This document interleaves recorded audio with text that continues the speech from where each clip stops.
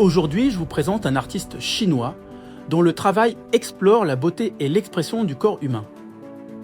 Lin Jinfu est peintre. Avant de se consacrer pleinement à la peinture, il a étudié la sculpture pendant plusieurs années. Cette formation a profondément marqué sa manière de regarder le corps, la matière et le mouvement. Dans son travail, le corps humain devient un véritable langage.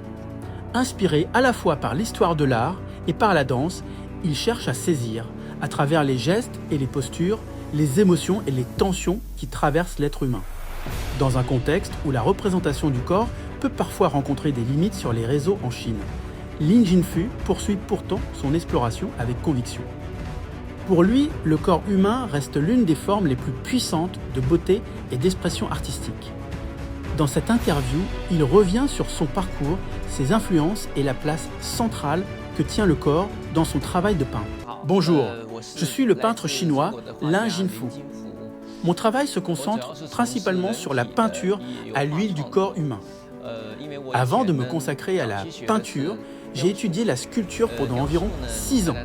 Dans l'histoire de l'art, depuis la Grèce et la Rome antique, la sculpture s'est souvent construite autour de l'étude du corps humain. Et très souvent, du corps masculin. Après ces années de sculpture, j'ai également étudié la peinture pendant 6 ans. Si le corps humain me fascine autant, c'est d'abord grâce à cette formation. Mais c'est aussi lié à mon intérêt pour la danse. Dans la danse, le corps devient un langage. À travers les gestes et les mouvements, il peut exprimer des émotions profondes. Pour moi, le corps humain possède une beauté unique.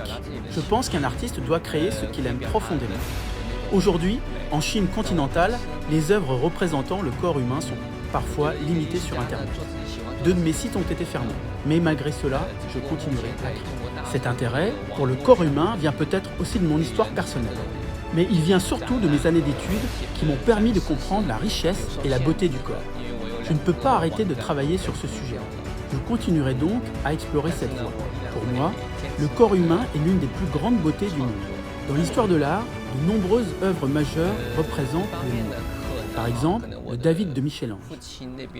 Quand le corps est beau, certains disent que les vêtements deviennent presque superflus, parce qu'ils cachent cette beauté.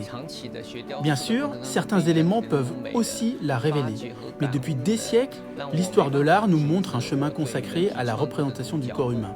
Et moi aussi, je souhaite continuer à marcher sur ce chemin.